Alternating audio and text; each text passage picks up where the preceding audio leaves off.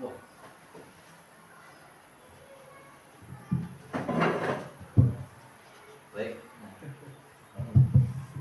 Baik, assalamualaikum warahmatullahi wabarakatuh. Waalaikumsalam warahmatullahi wabarakatuh. Terima kasih Ustaz dan Ustazah atas waktunya pada pagi hari ini. Baiklah, di sini saya akan menyampaikan tugas dari guru penggerak yang berkaitan dengan budaya positif ya. Jadi di sini saya akan menyampaikan sedikit hal tentang kaitannya dengan budaya positif. Nah, di sini ada judul diseminasi budaya positif. Nah, di sini tugas dari CGP itu menyampaikan apa yang telah dipelajari, ya apa yang telah dipelajari pada pertemuan-pertemuan yang lalu. Baik, yang pertama dalam modul 1.4 itu ada budaya positif kaitannya dengan pembelajaran dalam paradigma baru, disiplin positif dan nilai-nilai kebijakan universal, keyakinan kelas, restitusi 5 kontrol, teori motivasi, hukuman dan penghargaan, kebutuhan dasar manusia dan dunia berkualitas, serta segitiga restitusi. Baik, di sini akan saya sampaikan dulu yang pertama, pembelajaran dalam paradigma baru. Pembelajaran dalam paradigma baru memastikan praktek pembelajaran itu berpusat kepada murid. Jadi pada kesempatan yang lalu ataupun kita sudah melakukan pembelajaran, sering kita menganggap bahwa pusat dari pembelajaran itu adalah guru. Ternyata dalam paradigma baru ini kebalikannya. Ya, jadi yang menjadi pusat pembelajaran adalah siswa. Jadi siswa ini menjadi pusat yang sentral yang dikaitkan dengan pembelajaran. Nah, dalam pembelajaran paradigma baru ini, profil pelajar Pancasila berperan menjadi penuntun arah yang memandu segala kebijakan dan pembaruan dalam sistem pendidikan termasuk pembelajaran dan asesmen. Selanjutnya di sini ada perubahan paradigma. Nah, di sini ada dua, stimulus respon dan teori kontrol. Nah, kita yang pertama dilihat kita mencoba mengubah orang agar berpandangan sama dengan kita. Nah, pada posisi yang ini kita menganggap atau kita mengharapkan orang itu sama dengan kita. Tetapi ternyata ketika kita menggunakan paradigma baru, itu kita berusaha memahami pandangan orang lain tentang dunia. Jadi kebalikannya, kita tidak bisa mengontrol orang lain. Selanjutnya adalah disiplin positif. Nah, dalam budaya kita, makna kata disiplin dimaknai sebagai sesuatu yang dilakukan seorang pada orang lain untuk mendapatkan kepatuhan. Kita cenderung menghubungkan kata disiplin dengan ketidaknyamanan. Nah, sering kita jumpai di sekolah kita mengatur seorang untuk disiplin, tetapi dengan sering menggunakan ancaman, sehingga kedisiplinan dimaknai dengan siswa kita adalah sesuatu yang tidak nyaman, sehingga siswa itu akan sering memberontak. Tujuannya dari disiplin ini adalah menanamkan motivasi, ya. Motivasi disiplin itu ada kaitannya dengan dua hal. Yang pertama dengan di luar dirinya sendiri ataupun di dalam dirinya sendiri. Nah, ketika seseorang disiplin itu karena orang lain, berarti dia belum sepenuhnya memahami makna disiplin tersebut. Terus yang kedua adalah nilai kebijakan universal. Nilai-nilai ini merupakan payung besar dari sikap dan perilaku kita, atau nilai-nilai ini merupakan fondasi kita berperilaku. Nilai-nilai kebijakan adalah sifat-sifat positif yang merupakan tujuan mulia yang ingin dicapai setiap individu. Nah, ini nilai kebijakan ini seperti halnya dengan disiplin tadi, ada sopan santun, ada menghormati, menghargai orang lain, dan lain sebagainya. Yang selanjutnya adalah teori motivasi, hukuman, dan penghargaan. Nah, ini sering kita lakukan di sekolah, ya.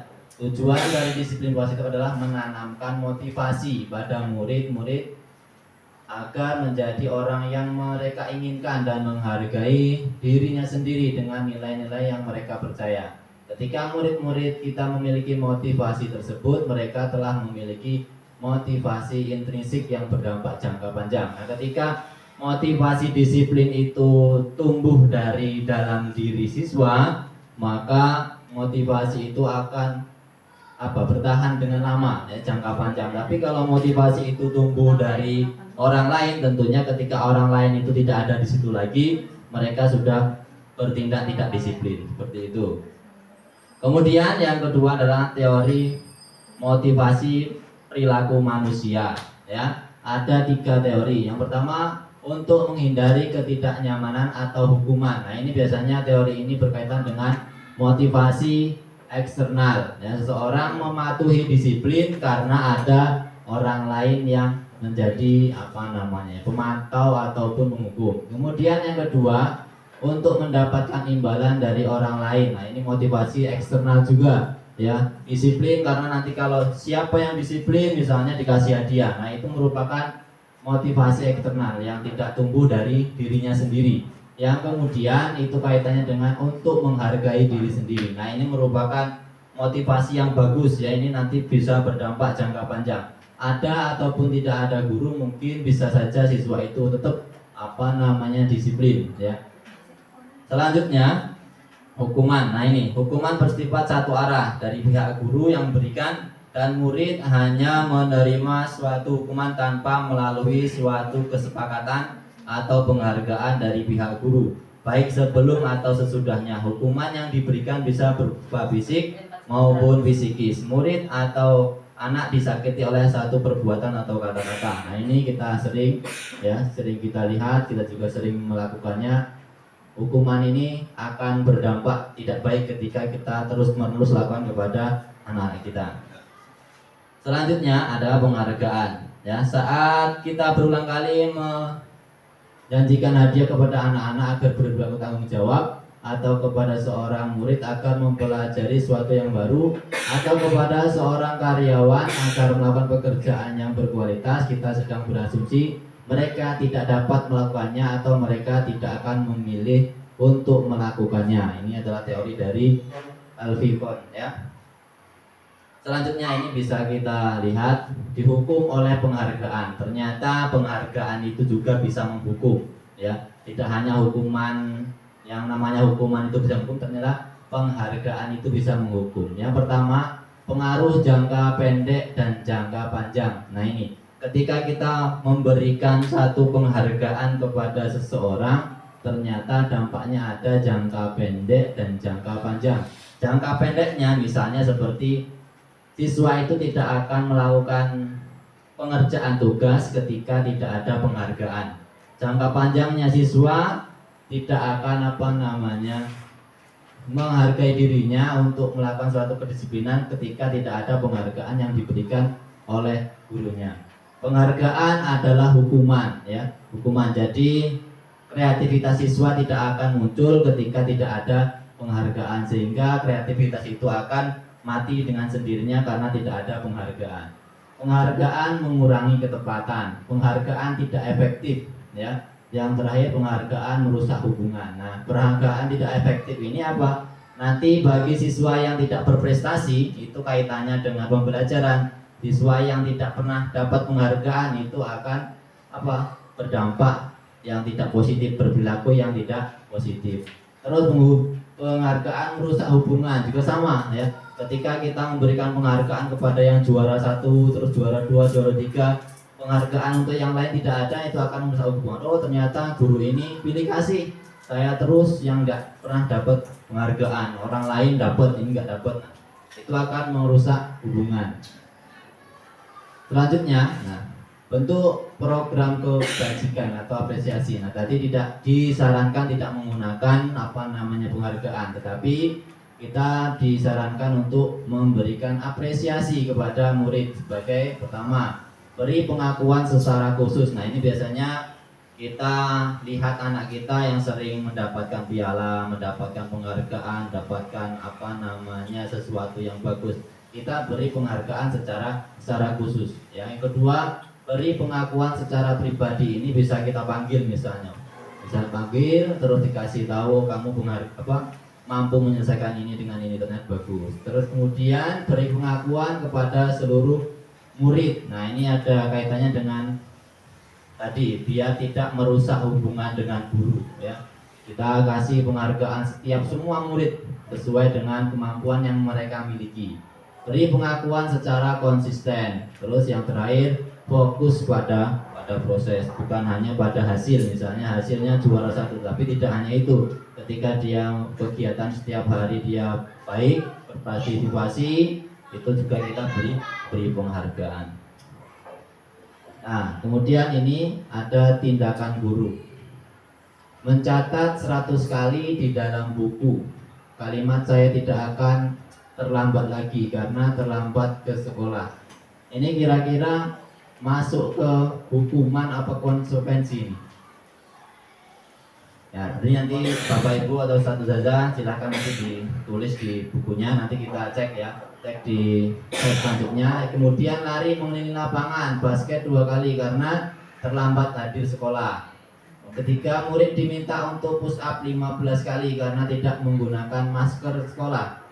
Keempat, menggantikan kertas tugas teman yang telah dicoret-coret. Yang kelima, membersihkan tumpahan air di meja karena tersenggol pada saat belajar. Murid disuruh untuk tidak mengenakan sepatu seharian di sekolah karena tidak mengenakan sepatu hitam.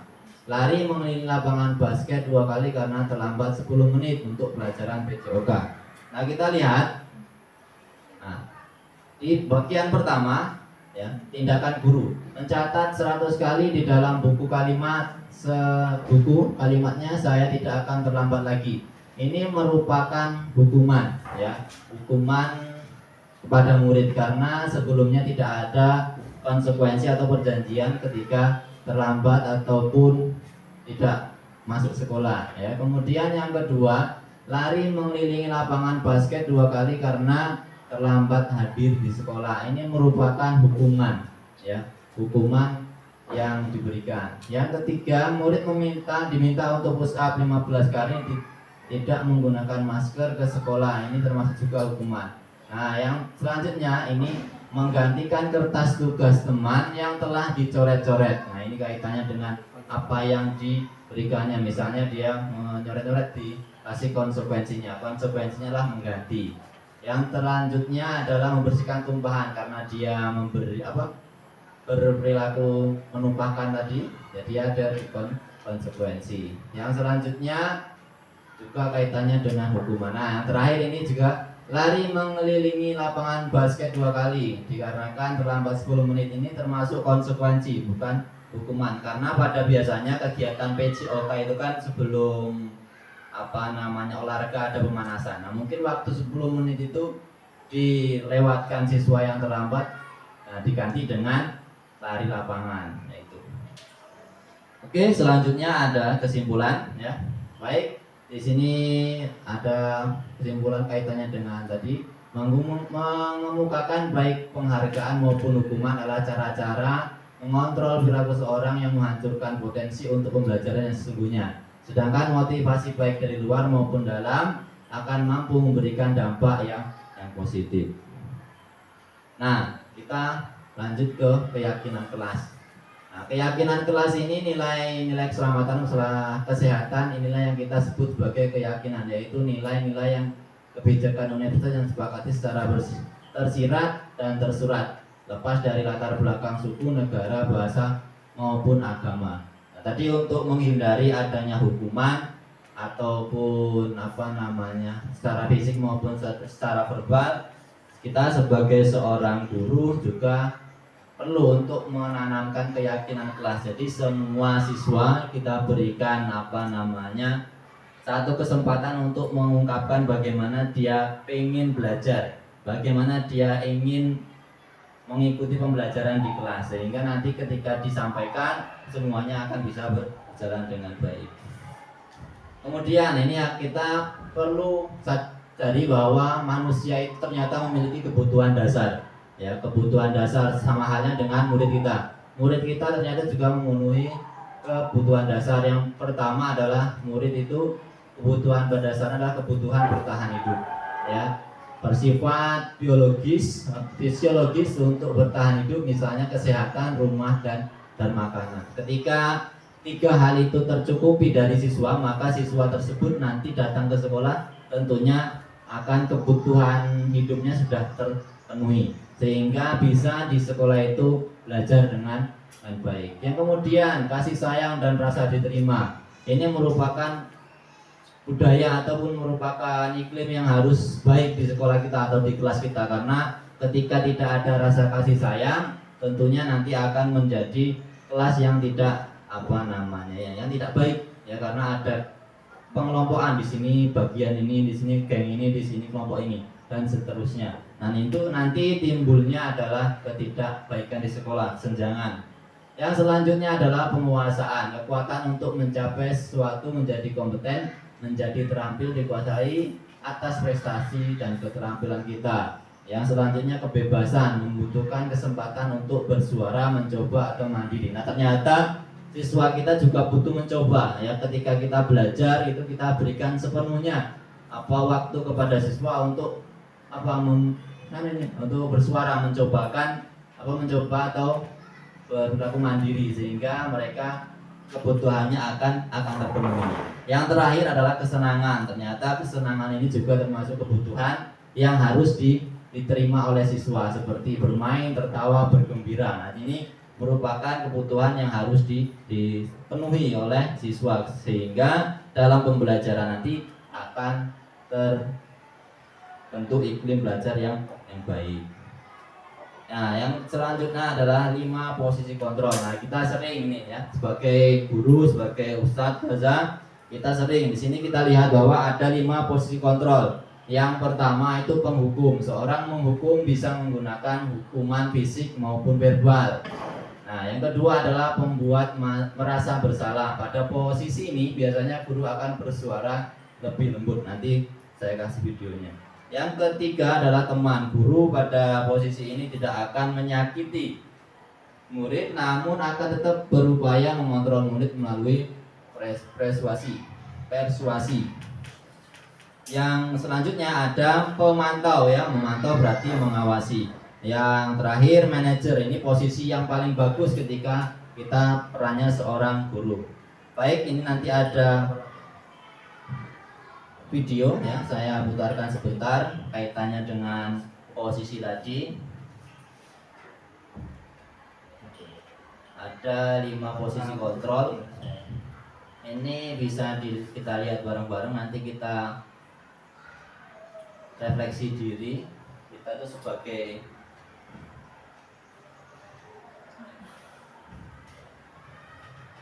guru yang posisi kontrolnya apa. Oke, kita lihat.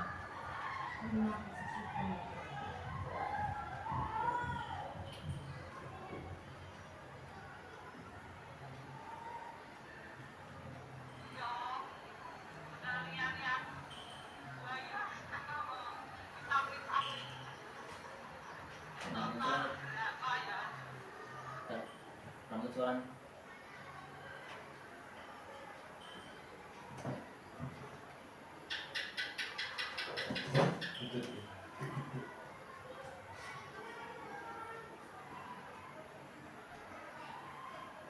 Gosong nggak?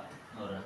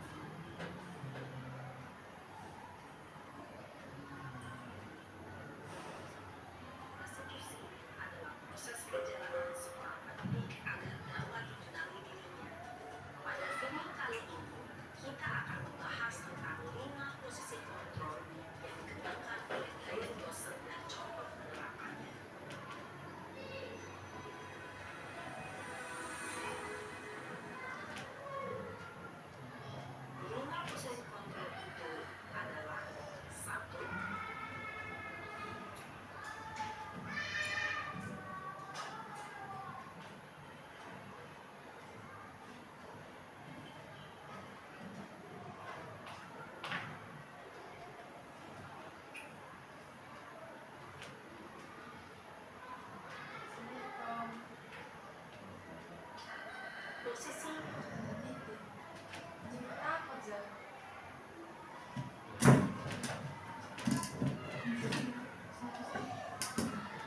Ini apa kabar nih? Roman remit ya. Celananya bagus banget. Remit di bahasa Indonesia.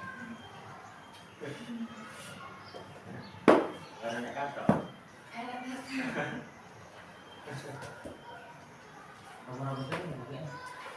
Kamu tuh cantik loh. Amin ya iya.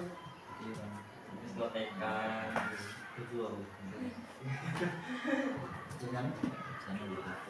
Posisi pembuat rasa bersalah. 3. Posisi teman. 4. Posisi pemantau atau monitor. Dan 5. Posisi manajer. Untuk lebih memahami kelima posisi tersebut, mari kita saksikan kasus Naren yang terlambat Apa hadir sebagai 20 tidak? menit di sekolah Hah? dan melihat bagaimana Sebagai kelima dapat. posisi kontrol dalam menghadapi masalah tersebut. Ambil jalur SKL ya. KM ya Boy ya? Surat keterangan lulus sekolah. Ya nanti ini lagi aja.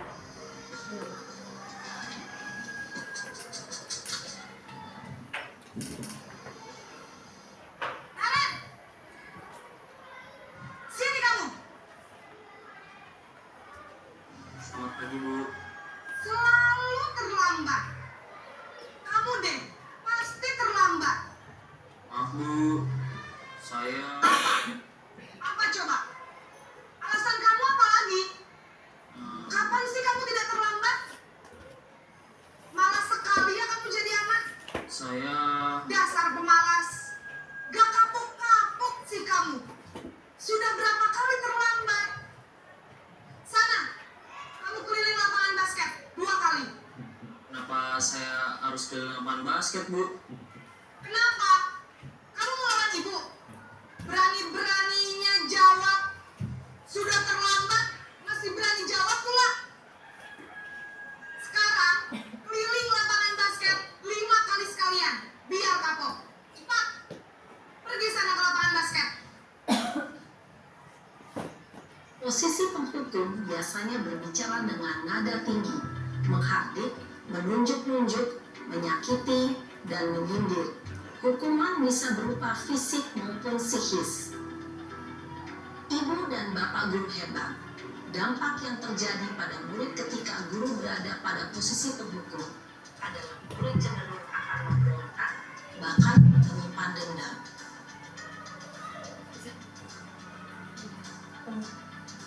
Kenapa ini ya Zal? Anak-anak di bahasa Indonesia itu bisa. Oh iya.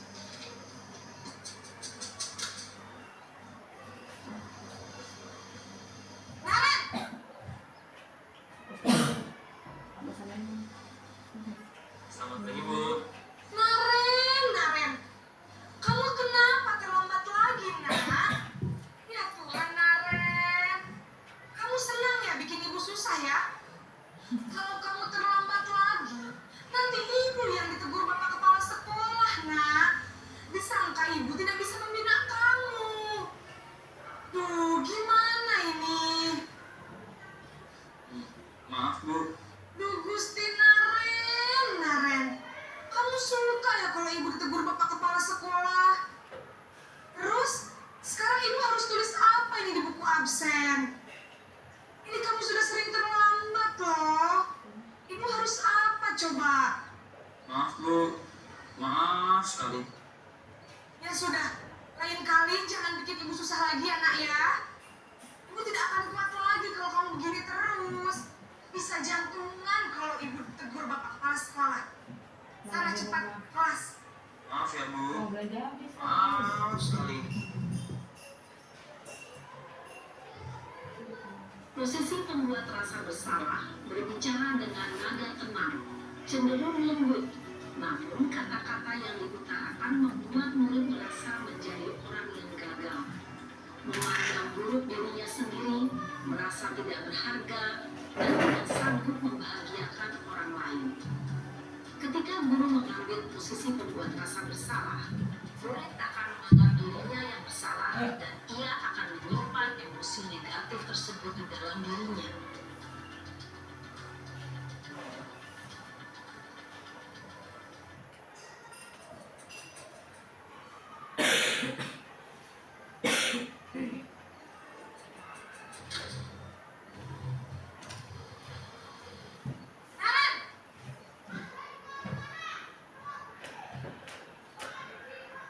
Selamat pagi Bu. Wah, sudah jam berapa ini, Nak?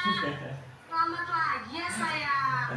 Iya Bu, habis ibu saya lupa bangunkan saya Bu. Kamu malah menyalahkan ibu kamu. Kamu bukannya anak yang larinya paling kencang. Kok terlambat sih? Iya Bu, saya memang terlambat bangun tadi. Jadi biarpun saya lari kencang, tetap gak kekejar Bu. Ya sudah sana. Nanti lain kali larinya lebih kencang lagi ya. Biar gak terlambat lagi. Bikin seneng ibu. Demi ibu. Bisa kan? Bisa lah Bu. Ya sudah sana masuk kelas. Ibu beresin urusan absen kamu. Kamu ini ada-ada saja. Dalam posisi teman, guru berbicara dengan nada suara ramah, akrab, cenderung bersenda gurau untuk menjaga suasana tetap santai. Murid akan merasa senang, aman, dan akrab dengan guru. Identitas yang tercipta adalah identitas sukses atau berhasil. Namun, perlu diingat, karena ini masih dorongan eksternal, maka ada faktor ketergantungan dari murid kepada orang tertentu. Di sini, guru aksennya, sehingga di lain waktu, murid bisa berperilaku baik, namun hanya kepada orang-orang tertentu saja.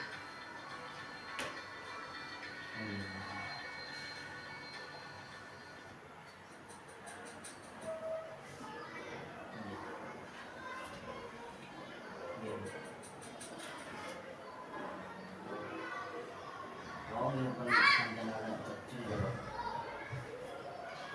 Gak nanti kan? Selamat pagi Bu. Nah, Ren, apa peraturan sekolah kita tentang jam berapa kita harus masuk sekolah, Nak? Kita Sampai kan? harus di sekolah jam 7 Bu. Iya, betul. Sekarang sudah jam 7.20. Kalian sudah tahu konsekuensinya jika terlambat hadir? Paham Bu, saya harus tinggal kelas pas jam istirahat selama 20 menit. Ya, benar. Konsekuensinya demikian. Jadi nanti jam 9.30, pas istirahat, kamu harus tinggal di kelas, kerjakan tugas tambahan untuk ketertinggalan kamu, ya? Baik Bu.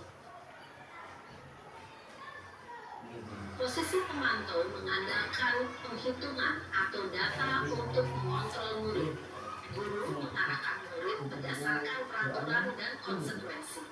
Seorang pemantau menunjukkan bahasa tubuh dan ekspresi wajah yang datar dan cenderung formal.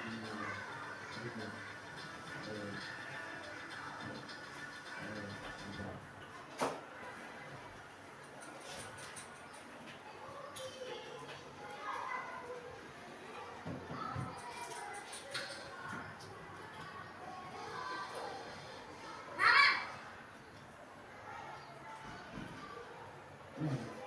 Jangan.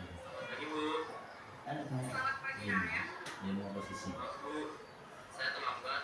Iya, sekolah masuknya jam 7, sekarang sudah jam 7.20. Ikut. Jadi sekarang bagaimana ini, Naren? Maaf Bu, saya lupa setel alarm saya semalam. Baiklah, menurut kamu, keyakinan sekolah yang mana yang perlu kamu tingkatkan? Hargai diri sendiri dan orang lain mungkin ya Bu. Setuju. Jadi, apakah Naren meyakini prinsip saling menghormati tersebut? Iya Bu, saya meyakininya. Apakah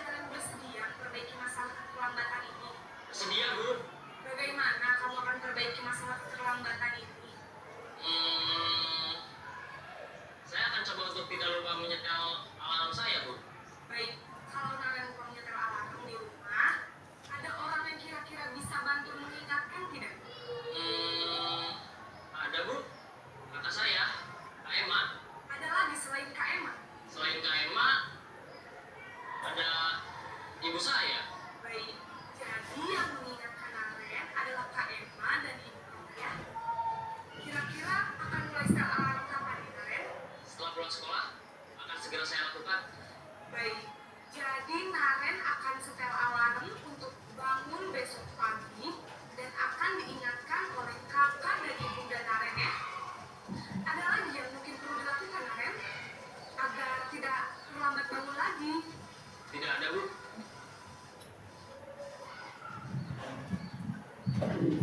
Baik, Ustadz dan Ustazah, tadi ada 5 posisi kontrol, kita bisa refleksi masing-masing. Kita mungkin posisinya satu sebagai penghukum, kedua itu sebagai memantau atau pembuat merasa bersalah, yang ketiga teman, yang keempat memantau, yang kelima manajer. Nah, jadi seorang guru itu yang paling terbaik adalah posisi manajer. Ya, ketika kita menjadi penghukum tentunya pertama kitanya sendiri capek, yang kedua anaknya juga akan nanti pengalamannya buruk, dan yang terakhir itu ada segitiga restitusi dalam menyelesaikan masalah. Itu ada segitiga restitusi. Yang pertama itu setiap orang itu pasti pernah melakukan bersalah, yang kemudian tentunya validitas tindakan yang salah. Ketika ada orang yang melakukan kesalahan, maka seorang guru itu menunjukkan bahwa tindakan itu salah. Terus yang terakhir, guru memberikan kesempatan untuk siswa itu mencari solusinya sendiri, bertanggung jawab atas apa yang memang dia lakukan perbuatan salah tersebut. Mungkin itu saja yang bisa saya sampaikan ya. Semoga nanti bisa kita terapkan di sekolah kita masing-masing, kita terapkan di kegiatan kita dalam sehari-hari. Apabila ada kesalahan kata, saya mohon maaf. Saya akhiri. Wassalamualaikum warahmatullahi wabarakatuh. Ustaz, maaf nuwun kabeh. Ini kameranya katanya. Hah? Kameranya katanya. Dikat aman. Tat,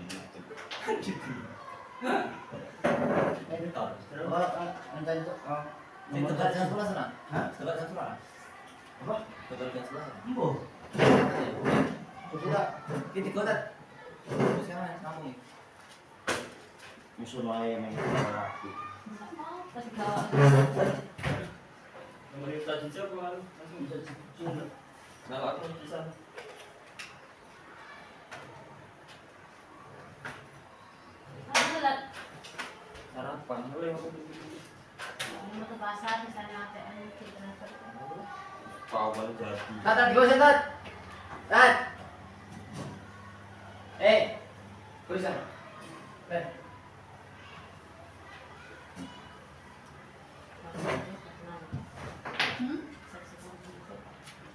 Terakhir ya. Terakhir. Turun.